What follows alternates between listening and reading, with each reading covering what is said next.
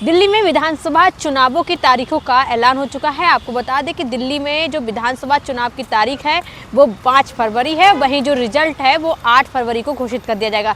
चुनाव इलेक्शन को लेकर इलेक्शन कमीशन की पीसी हुई। पीसी में उन्होंने कई सारी बातें की। उसमें ये भी कहा गया है कि इस बार दिल्ली में जो चुनाव होंगे वो पूरी तरह से निष्पक्ष कराए जाएंगे, क्योंकि कई बार जब भी चुनाव होते हैं तो इस पर आरोप प्रत्यारोप होते हैं। इलेक्शन कमीशन को घेरा जाता है। इस पर इलेक्शन कमीशन के चीफ राजीव ने ये भी कहा है कि जो ये चुनाव होंगे उनको पूरी बारीकियों के साथ किया जाएगा। उसके साथ में पुलिस स्टेशन जो होंगे उन पर भी पूरी निगरानी रखी जाएगी।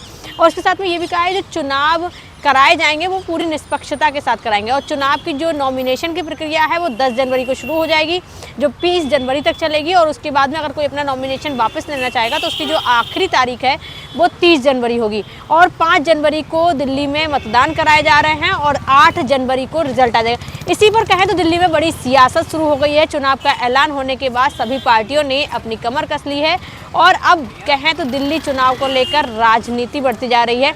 इसी पर बीजेपी के सांसद प्रदीप खंडेलवाल ने कहा है कि इस बार दिल्ली में भारतीय जनता पार्टी पूर्ण बहुमत की सरकार बनाएगी।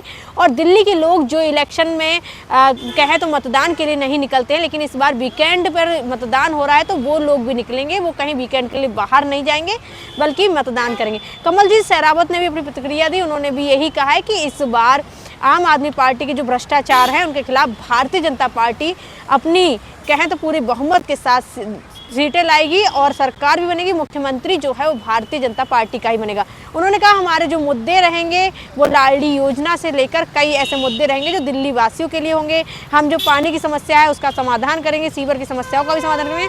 उन्होंने ये भी कहा कि आम आदमी पार्टी जो है वो 10 सालों से दिल्ली के लिए आपदा साबित हुई है और उन्होंने दिल्ली का जो हाल बनाया है उसके खिलाफ इस बार दिल्ली की जनता वोट करेगी और इस बार भारतीय जनता पार्टी को ही अपना चुनाव जिताएगी और मुख्यमंत्री जो है उन्हीं का बनाएगी। अब देखने वाली बात ये होगी कि इस बार दिल्ली की गद्दी पर कौन बैठेगा और ये 8 तारीख को तय हो जाएगा कि आखिर दिल्ली में एक बार फिर किसकी सरकार बनेगी।